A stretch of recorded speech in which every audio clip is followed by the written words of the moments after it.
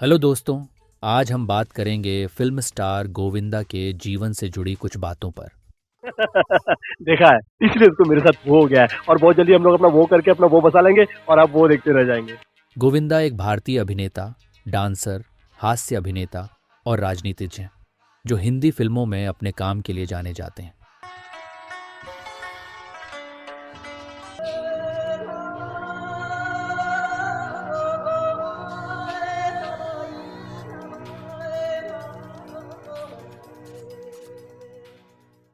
गोविंदा का जन्म 21 दिसंबर 1963 को एक पंजाबी परिवार में मुंबई में हुआ था। उनका असली नाम गोविंद अरुण आहूजा है। उनके पिता Arun Ahuja black and white युग में अभिनेता थे और मां निर्मला आहूजा एक साधारण गृहिणी थीं। परिवार फिल्म उद्योग से जुड़ा होने के कारण गोविंदा ने अपने बचपन में ही अभिनय में रुचि विकसित की और स्कूल के नाटकों में भाग लेने लगे। गोविंदा रोशन तनेजा एक्टिंग स्कूल के छात्र थे। दिव्या भारती से लेकर ऋतिक रोशन तक सभी ने वहां पढ़ाई की थी। गोविंदा ने 11 मार्च 1987 को सुनीता आहूजा से गंधर्व विवाह किया था। गंधर्व विवाह हिंदू विवाह के 8 शास्त्रीय प्रकारों में से एक है। भारतीय उपमहाद्वीप की यह प्राचीन विवाह परंपरा 2 लोगों के बीच सहमति पर आधारित थी, जिसमें कोई अनुष्ठान, गवाह या परिवार की भागीदारी नहीं होती थी। दुष्यंत और शकुंतला का विवाह इस प्रकार के विवाह का ऐतिहासिक रूप से मनाया जाने वाला उदाहरण है। एक इंटरव्यू में जब सुनीता जी से पूछा गया कि उनकी शादी कब हुई और उन्होंने अपनी शादी को गुप्त क्यों रखा, तो उन्होंने बताया कि उनकी शादी 1987 में हुई थी और उस समय गोविंदा अपने करियर के शिखर पर पहुंचने वाले थे। उस समय ऐसा था कि अगर कोई हीरो शादी कर लेता था तो उसकी फैन फॉलोइंग में भारी गिरावट आ जाती थी। लड़कियां सोचती थीं कि अरे, वह तो शादीशुदा है, इसलिए उसे फॉलो करना बेकार है। तो उन्होंने गोविंदा से कहा कि 1 साल में जितनी फिल्में साइन कर सकते हो करो, हम चुपचाप रहेंगे। लेकिन जब उनकी बेटी टीना पैदा हुई तो उन्होंने उसके पहले जन्मदिन पर घोषणा कर दी कि वे दोनों शादीशुदा हैं। गोविंदा ने भी एक मज़ेदार किस्सा शेयर किया कि कैसे एक अमीर लड़की उनके घर में नौकरानी के तौर पर काम करती थी ताकि वह एक्टर के करीब रह सके।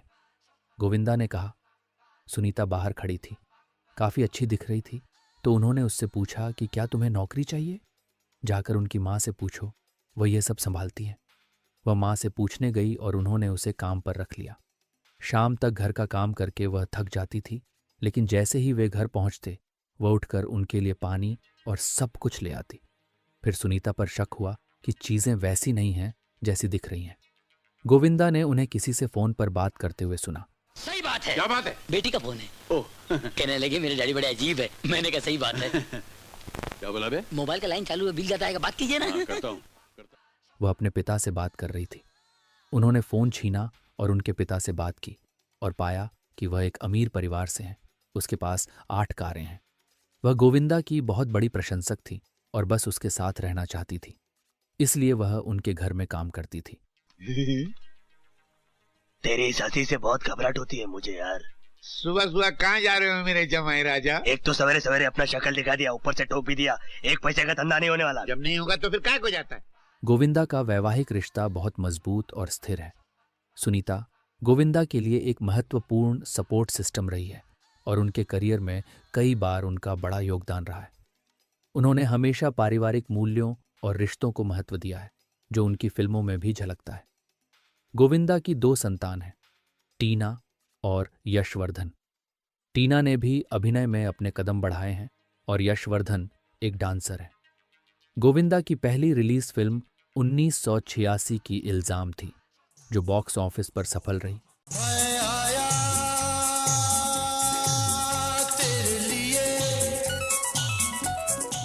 उसके तुरंत बाद उसी साल एक और हिट लव 86 आई।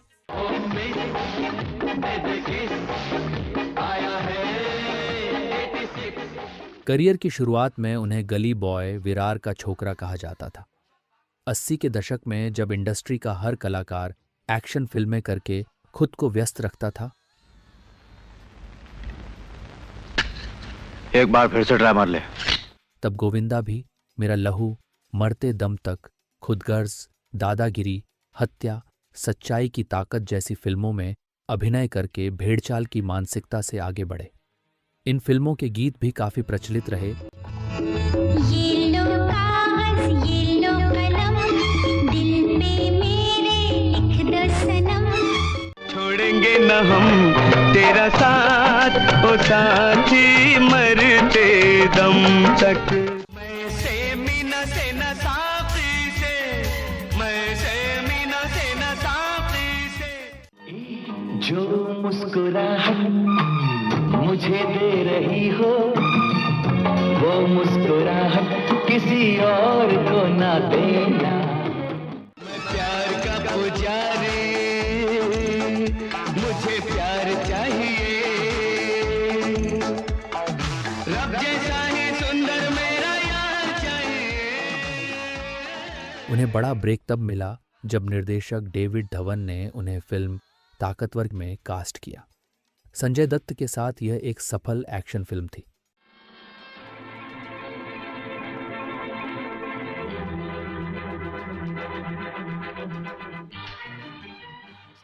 ताकतवर के अलावा दो कैदी, जीते हैं शान से, आंदोलन, हसीना मान जाएगी, जोड़ी नंबर 1 और एक 11 में भी गोविंदा और संजय दत्त की जोड़ी को दर्शकों ने खूब पसंद किया।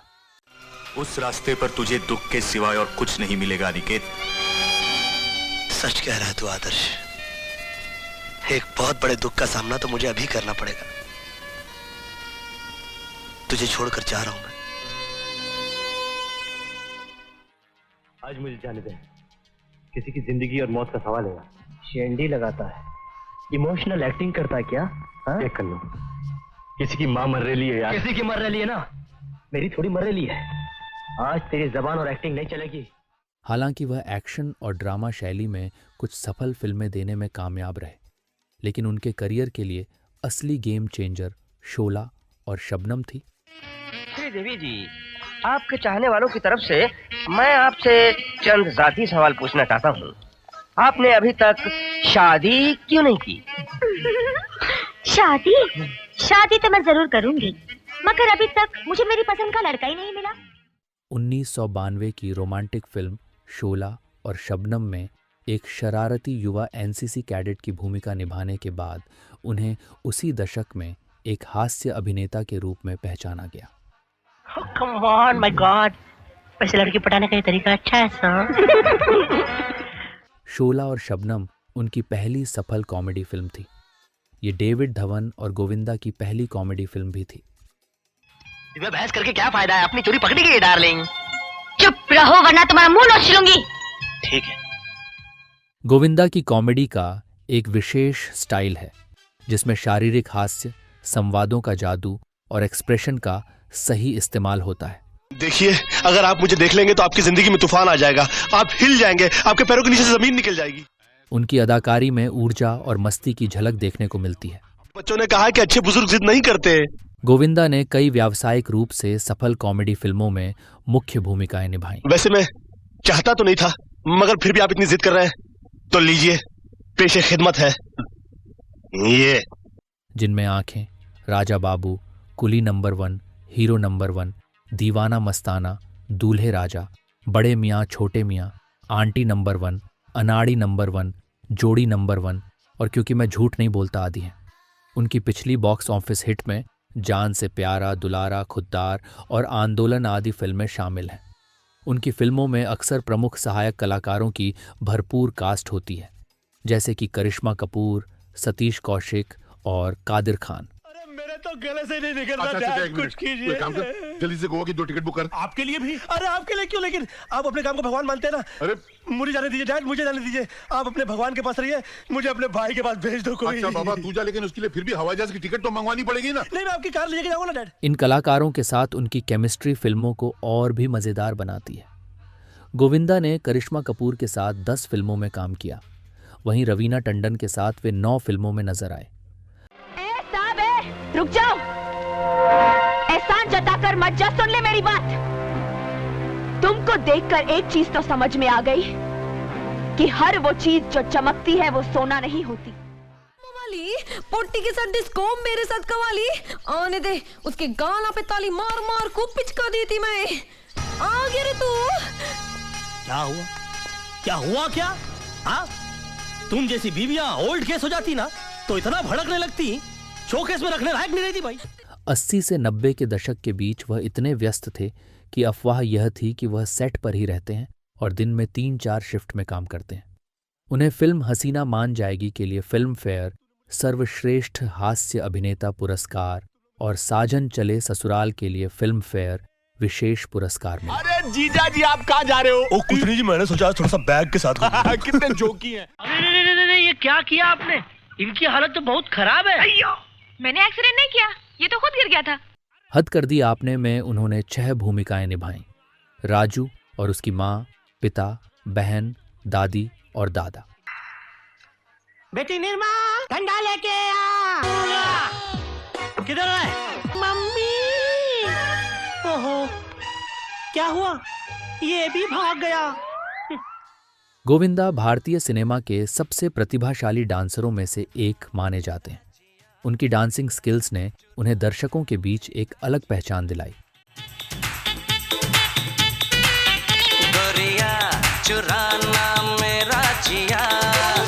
गोविंदा की लगभग सभी हिट फिल्मों में संगीत और डांस का महत्वपूर्ण स्थान रहा है। उनकी फिल्मों में डांसिंग सीन अक्सर फिल्म की कहानी को आगे बढ़ाने में मदद करते हैं।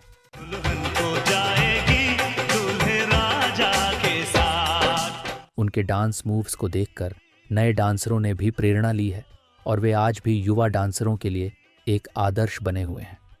जून 1999 में उन्हें बीबीसी न्यूज़ ऑनलाइन पोल में मंच या स्क्रीन का 10वां सबसे बड़ा सितारा चुना गया।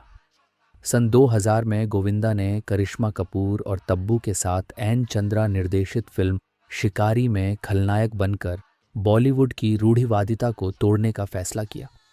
इस फिल्म में गोविंदा ने एक हत्यारे की भूमिका निभाई थी। क्योंकि मैंने पुलिस को तुम्हारे बारे में सब कुछ बता दिया है।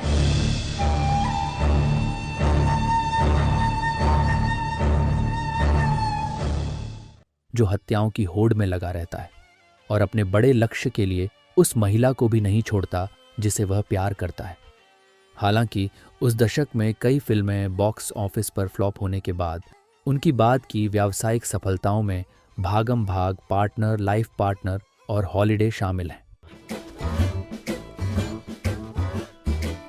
Captain Virat IC586664 reporting sir.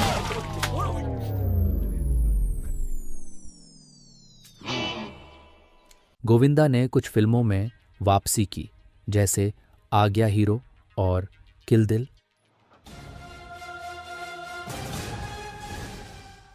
सन 2015 में गोविंदा जीटीवी के डांस प्रतियोगिता कार्यक्रम dance India dance super mom season 2 में जज बने। Film fair best comedian award Govinda को इस श्रेणी में कई बार नामांकित किया गया और उन्होंने कई पुरस्कार भी जीते।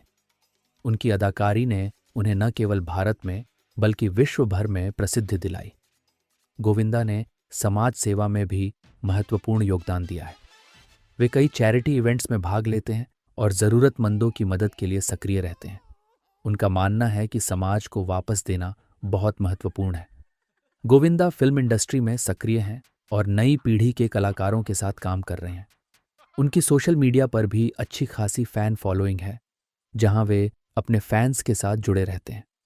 हाल के वर्षों में गोविंदा ने डिजिटल प्लेटफॉर्म पर भी अपने कदम बढ़ाए हैं।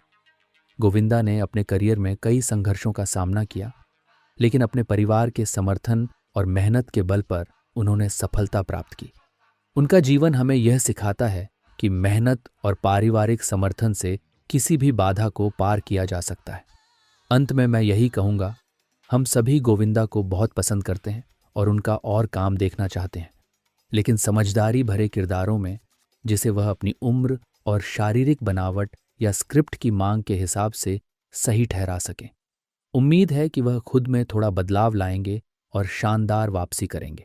अगर यह वीडियो इसमें दी गई जानकारी आपको पसंद आई हो तो कृपया इस वीडियो को लाइक करें, अपने सभी जानने वालों से शेयर करें और इस चैनल को सब्सक्राइब कर लें ताकि भविष्य में आपको हमारे सभी वीडियो की जानकारी तुरंत मिल जाए। मैं दिनेश मिलता हूं अगले वीडियो में। नमस्कार।